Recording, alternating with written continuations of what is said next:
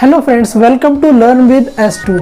आज के इस वीडियो में हम बात करेंगे कि क्या होता है स्क्रिप्टिंग लैंग्वेज और क्या होता है प्रोग्रामिंग लैंग्वेज। अब प्रोग्रामिंग लैंग्वेज वह लैंग्वेज होती है जिसको रन करने के लिए सबसे पहले कंपाइल करना पड़ता है, यानी C++, जावा, ये सारी जो लैंग्वेजेस है इसको रन करने से पहले ये कंपाइल होता है, यानी एक हाई लेवल लैंग्वेज से एक लो लेवल लैंग्वेज में कन्वर्ट होती है, यानी हाई लेवल लैंग्वेज से मशीन लैंग्वेज में कन्वर्ट होती है। यानी जो भी हम फाइल बनाते हैं, जो भी हम कोड लिखते हैं, वो कोड क्या होता है, कंपाइलर, एक कंपाइलर होता है। कंपाइलर के द्वारा कंपाइल करके उस फाइल का एक दूसरा फाइल बनाता है, जिसमें उसी कोड को कन्वर्ट करके एक लो लेवल लैंग्वेज में एक फाइल बनाता है, और वही फाइल रन होता है, जिसकी वजह से हम जो भी प्रोग्राम करते हैं तो उसका आउटपुट हमें दिखाई देता है। और अगर हमारे कोड में कोई भी एरर आता है तो कंपाइल टाइम में ही उसे बता दिया जाएगा कि हाँ, आपके इस कोड के इस लाइन में ये एरर आया है, आप इसको शॉर्ट आउट कीजिए, फिर जाके इसको हम दोबारा कंपाइल करेंगे। और कंपाइल करने के बाद अगर सब कुछ सही होता है तो आउटपुट को आपको दे देंगे। और इसका बेसिकली, यानी जो भी प्रोग्रामिंग लैंग्वेजेस है, इसका यूज बेसिकली सॉफ्टवेयर्स बनाने में किया जाता है, लेकिन आजकल इससे वेबसाइट भी बनाया जाता है। और दूसरा scripting language. Scripting language basically script word से आप ऐसे समझ सकते हैं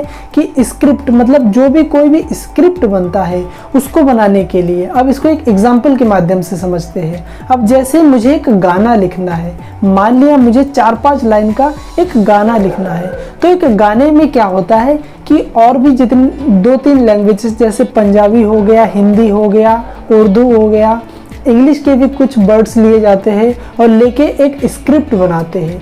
ठीक उसी तरीके से स्क्रिप्टिंग लैंग्वेज क्या करता है कि जो दूसरे लैंग्वेज को अडॉप्ट करके फिर जाके सिस्टम बनाता है। जैसे कि PHP क्या है, एक सर्वर साइड स्क्रिप्टिंग लैंग्वेज है। अब सिर्फ PHP से क्या हम वेबसाइट बना सकते हैं? नहीं, उसके लिए क्या करना पड़ेगा, हमें मार्कअप लैंग्वेज यानी जैसे कि HTML, इसकी ज़रूरत होगी। यानी HTML की मदद से हम वेबसाइट को बनाएंगे, यानी उसका लुक एंड फील देंगे, और फिर उसमें जो भी बैकएंड का काम होगा, यानी सर्वर से हमें अगर कोई डील करना है, डेटाबेस से डेटा को लाना है, वहाँ पे इंसर्ट कराना है, कोई अपडेट करना है, इसके लिए हम PHP का यूज़ करेंगे। तो इस तरीके से PHP क्या करता है कि दूसरे लैंग्वेज को अडॉप्ट करके फिर जाके सिस्टम बना के देता है। यानी स्क्रिप्टिंग लैंग्वेज एक ऐसा लैंग्वेज है जो कि और भी लैंग्वेज को यूज़ करते हुए एक सिस्टम बनाता है। अब इसमें जावा स्क्रिप्ट भी आता है, और जावा स्क्रिप्ट जो कि एक क्लाइंट साइड स्क्रिप्टिंग लैंग्वेज है।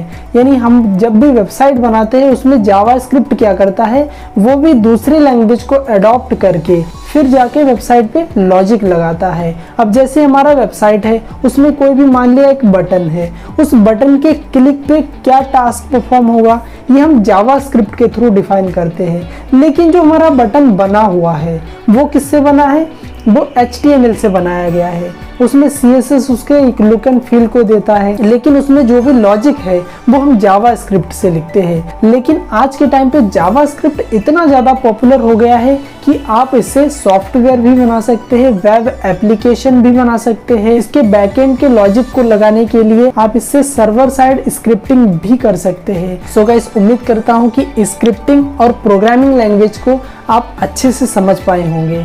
और अगर इसमें भी कोई डाउट रहता है तो आप कमेंट में क्वेश्चन ज़रूर करें, और ऐसे ही इंटरेस्टिंग वीडियोस के लिए हमारे चैनल को सब्सक्राइब करना ना भूलें। सो गाइस, आज के लिए बस इतना ही। I will see you next time. Till then keep learning and keep smiling.